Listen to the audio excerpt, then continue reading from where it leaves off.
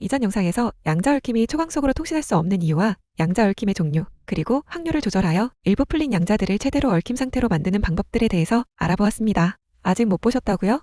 여기 이 카드를 눌러 이전 영상을 통해 신비한 양자 얽힘에 대해 알아보세요. 오늘의 영상 주제는 현실 가능성이 지배하는 양자 얽힘입니다. 이전 영상에서 확률이 기울어진 불균형 순수한 양자 얽힘 고기를 다시 최대로 얽힌 완전 균형 순수한 양자 얽힘 고기로 만들기 위해선 높은 쪽의 확률을 낮은 쪽의 확률까지 내려서 얽혀진 양자들의 확률을 1대1의 비율로 재교정한다고 하였는데요.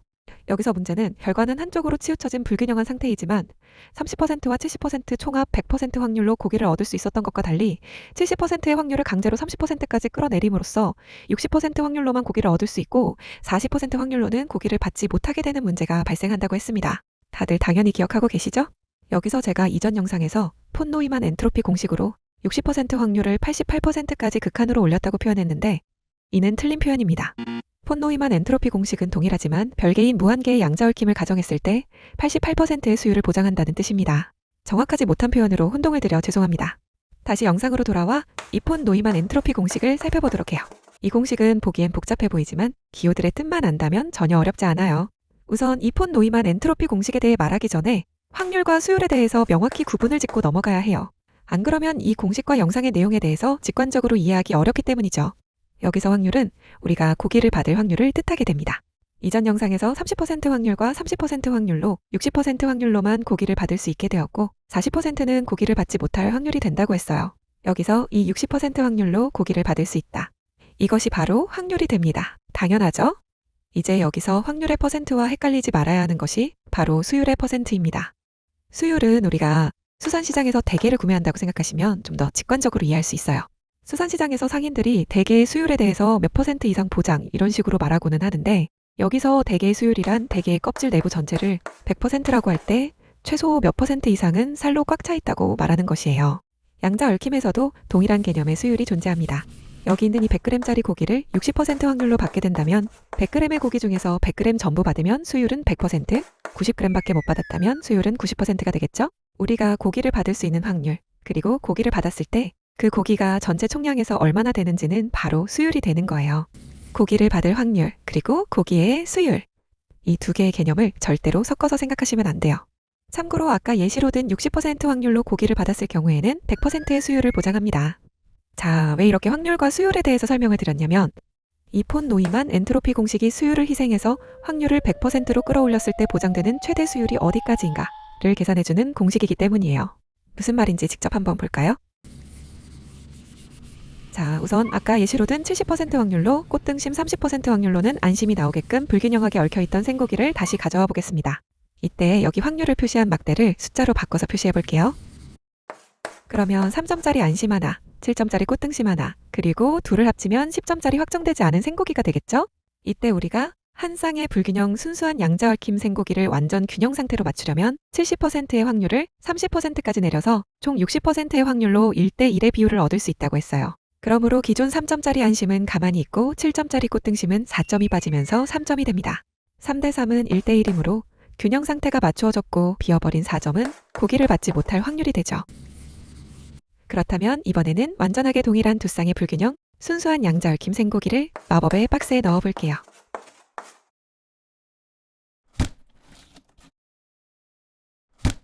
여기 한 쌍을 초과한 동일한 양자 얽힘을 마법의 상자에 넣는 순간부터 고기를 받을 수 있는 확률과 고기를 받았을 때 그 고기의 수율, 즉 100g의 고기 중에서 70g만 받았다면 수율은 70%가 되는 것. 다시 말해 확률과 수율이 나뉘어지게 됩니다. 정말 중요한 부분이니까 꼭 잊으시면 안 돼요. 참고로 지금 예시로 든 60% 확률로 고기를 받았을 경우에는 100%의 수율을 보장합니다. 자, 왜 이렇게 확률과 수율에 대해서 설명을 드렸냐고 하면 이 폰 노이만 엔트로피 공식이 무한하고 동일한 양자 얽힘들을 정제하는 것을 가정할 때 수율을 희생해서 확률을 100%로 끌어올렸을 때 보장되는 최대 수율은 어디까지인가를 계산해주는 공식이기 때문이에요. 무슨 말인지 직접 한번 볼까요? 자, 우리 앞에 있는 마법의 상자에 들어있는 고기는 안심, 안심, 꽃등심, 꽃등심입니다. 그렇다면 이 마법의 상자 안에는 각각 3.7점, 3.7점 이렇게 4개의 점수들이 있는 거겠죠? 이 점수들은 당연히도 우리가 특정 고기를 받을 수 있는 확률이 됩니다. 이때 여기서 고기 두 쌍을 넣었으니까 나올 수 있는 조합의 수는 4가지입니다. 3.3점, 3.7점, 7.3점, 7.7점이죠. 그리고 총합점은 3 더하기 7은 10점. 3 더하기 7은 10점. 각각 10점씩 서로 곱하면 100점이 총 점수가 됩니다. 즉, 우리는 100%의 확률로 4개의 고기 중에 하나를 상자에서 뽑을 수 있다는 거예요. 애초에 우리가 상자에 그만큼만 넣었으니 그만큼만 나오는 게 너무 당연하죠. 여기서 이 고기들의 조합들. 즉, 3점과 3점을 곱하면 9, 3점과 7점을 곱하면 21, 7점과 3점도 21, 7점과 7점은 49가 됩니다. 이 점수들을 모두 합하면 100이 되죠. 즉, 100%의 확률 중에서 9% 확률로는 안심과 안심, 21% 확률로는 안심과 꽃등심 또는 꽃등심과 안심, 49% 확률로는 꽃등심과 꽃등심을 뽑을 수 있다는 것이에요. 애초에 꽃등심이 70% 확률이었으니까 조합이 뽑힐 확률도 당연히 다르게 나오겠죠? 여기서 21점은 안심과 꽃등심의 조합이면서도 서로 똑같은 값이므로 이 둘은 우리가 원하던 1대1의 동일한 비율이 되겠죠? 9점과 49점은 어떤 조합과도 같은 점수가 없으므로 모두 버리는 값이 되고 우리에게 필요한 21과 21은 더해서 42의 값이 우리가 원하는 1대1의 동일한 비율이 됩니다. 이 42점이 곧 4개의 조합 중에서 우리에게 필요한 재료들을 뽑을 수 있는 확률이 돼요. 100점 중에서 42점이니까 42% 확률로 우리가 원하는 것을 뽑을 수 있다는 거겠죠. 즉 100% 확률 중에서 58%는 우리에게 완전히 쓸모없는 안심과 안심 또는 꽃등심과 꽃등심의 조합이라는 것이고 오로지 42%만 안심과 꽃등심 또는 꽃등심과 안심이 나올 확률이 돼요. 잠깐 여기서 중요한 점을 짚고 가야만 해요. 아까 우리가 마법의 기계를 통해서 70%의 꽃등심 확률을 30%까지 낮추어서 안심 30%, 꽃등심 30%로 1대1의 비율을 맞춤으로써 완전 균형 순수한 양자 얽힘이 가능하다고 했었죠? 그렇다면 이러한 합리적인 의문을 가질 수 있어요. 7점과 7점을 각각 3점과 3점으로 깎아서 기존의 3점과 3점인 조합과 대칭하면 안 되냐고 할 수도 있습니다. 아까 마법의 기계에서 70%를 30%까지 내려서 1대1의 확률을 맞춘 것처럼요. 그러나 마법의 기계가 작동이 가능했던 것은 안심과 꽃등심이라는 서로 다른 고기에 대해서 확률을 조절한 것이었어요. 이번 경우는 동일하지만 별개이며 독립적인 별도의 양자 얽힘 A와 양자 얽힘 B를 마법의 박스에 넣은 것이에요. 이때 7점과 7점은 A 양자 얽힘에서 나오는 꽃등심과 B 양자 얽힘에서 나오는 꽃등심이 만난 것이죠. 아까 마법의 기계에서도 확률을 내렸지만 그것은 꽃등심이 나올 70% 확률을 30% 확률로 낮췄을 뿐 꽃등심을 안심으로 바꾼 행위는 아니죠. 따라서 같은 점수더라도 애초에 구성 성분, 즉 고기의 부위는 다른 것이기 때문에 점수를 억지로 짜맞춘다고 한들 그것은 같은 조합으로 포함시킬 수 없어요. 안심은 안심이고 꽃등심은 꽃등심이니까요. 즉 이 둘을 억지로 묶어도 우리가 원하는 완벽한 반반 밸런스는 나올 수 없어요. 안심 안심, 꽃등심 꽃등심의 조합은 똑같은 구성 성분들이 모인 조합이 아니니까요. 우리가 원하는 것은 안심, 꽃등심처럼 똑같은 구성 성분들의 똑같은 값을 지닌 조합들입니다. 안심 안심과 꽃등심 꽃등심의 조합은 안심과 꽃등심처럼 똑같은 구성 성분의 조합이 아니기 때문에 서로 같은 조합으로 사용할 수 없는 거죠. 그러나 21점의 경우는 순서는 다르지만 두 조합은 안심과 꽃등심이라는 구성 성분도 같고 점수도 똑같기 때문에 사용할 수 있는 것이에요. 자, 다시 돌아와서 우리에게 필요한 이 조합을 뽑을 확률 42%라는 관문을 통과해야 그 다음 과정인 이 양자 얽힘의 수율을 바탕으로 최종적인 값을 알게 돼요. 4개의 조합 중에서 유효한 조합은 2개이므로 2라는 값에 로그를 적용하면 1이 나와요. 2의 1은 50%이니까 최종적으로 얻게 되는 수율은 42의 50% 값, 즉 21%이고 이 뜻은 100g의 고기에서 딱 21g만 받을 수 있다는 것입니다. 아까 한 쌍의 양자 얽힘에서 70%의 꽃등심을 30%까지 내리면 60% 확률로 수율 100%짜리 고기를 얻는 것에 비해서 너무나 저열한 확률과 품질이죠? 맞아요. 두 쌍은 차라리 한 쌍을 강제로 확률을 낮춰서 얻어가는 것이 낫습니다. 그러나 세 쌍을 기준으로 한다면 어떻게 될까요? 세 쌍의 경우 총합 점수는 10 곱하기 10 곱하기 10해서 1000점이 됩니다. 이때 나올 수 있는 점수들을 살펴볼까요? 7 곱하기 7 곱하기 7은 343, 7 곱하기 7 곱하기 3은 147, 7 곱하기 3 곱하기 7은 147, 3 곱하기 7 곱하기 7도 147, 7 곱하기 3 곱하기 3은 63, 3 곱하기 7 곱하기 3도 63, 3 곱하기 3 곱하기 7도 63, 3 곱하기 3 곱하기 3은 27, 총합은 1000점이 됩니다. 이때 결과값이 동일한 녀석들 6개가 보이죠? 이 녀석들은 동일한 구성성분, 동일한 값을 가지고 있으므로 모두 완전 균형 순수한 양자 얽힘의 재료들이 될 수 있어요. 그러므로 각각 맞는 구성성분과 값에 따라 2개의 조합으로 나누고 이 두 조합의 결과값들을 총합하면 630점이 됩니다. 1000점에 630점이면 63%가 되겠죠. 즉, 세 쌍의 양자 얽힘을 마법의 상자에 넣으면 63% 확률로 완전 균형 순수한 양자 얽힘을 얻을 수 있게 됩니다. 아까 60% 확률로 얻었던 것보다 3%가 많아졌죠. 그러나 수율은 여전히 약 33.3%, 고기 100g 중에서 딱 33g만 가져갈 수 있는 겁니다. 기존 방식에 비해 확률은 3% 올랐지만 수율은 100%를 받는 기존 방식 대비 여전히 저열하죠? 그렇다면 고기의 개수를 좀 더 늘려볼까요? 만약 10쌍을 넣고 돌린다면 우리가 고기를 받을 확률은 무려 97.2%입니다. 이때 얻게 되는 수율은 69%가 되죠. 60% 확률로 100%의 수율을 챙겨가는 것보다 가져가는 총량에서 이익이죠.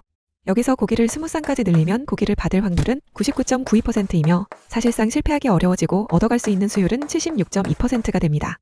기존 60% 확률로 100%의 수율을 챙겨가는 방식보다 확실하게 가져갈 수 있는 고기의 총량이 많아지죠. 이렇게 같은 성분, 같은 값의 대칭성을 가진 조합들을 이용한 양자 얽힘 정제 과정을 슈어 변환 프로토콜이라고 부릅니다. 슈어 변환 프로토콜에 투입하는 고기가 많아질수록 우리가 고기를 받을 수 있는 확률과 수율은 점점 올라갑니다.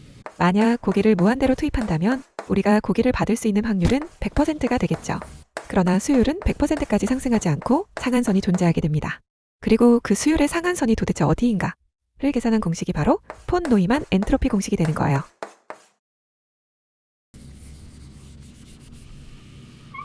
이 공식에 따르면 70%와 30% 확률을 가지는 동일한 양자 얽힘 고기들을 아주 많이 넣고 돌리면 값은 0.88, 즉 100g당 얻는 비율은 최대 약 88g이고 그만큼의 고기량을 챙겨갈 수 있다는 뜻입니다. 나머지 12g은 아직까지 우리가 알고 있는 지식 안에서는 받을 방법이 없습니다. 상태를 변환시키면서 우주에게 헌납해야 하는 일종의 세금인 셈이죠. 정말 아름다워 보이지 않나요? 하지만 이 폰 노이만 엔트로피는 중요한 전제가 있습니다.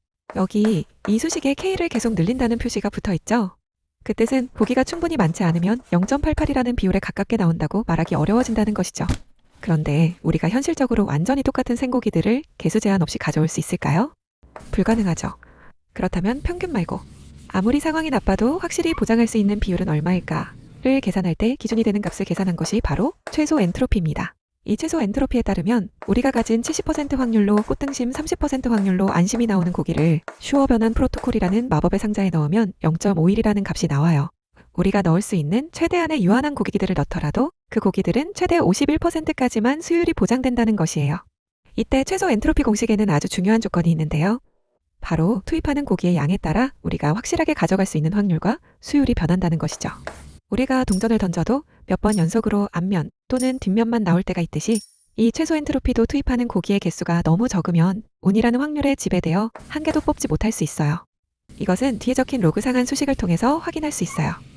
만약 여기에 우리가 고기 한 개만 넣고 로그 상한 수식을 통해 계산하면 값은 0이 나옵니다. 즉, 한 개도 보장받지 못한다는 것이죠.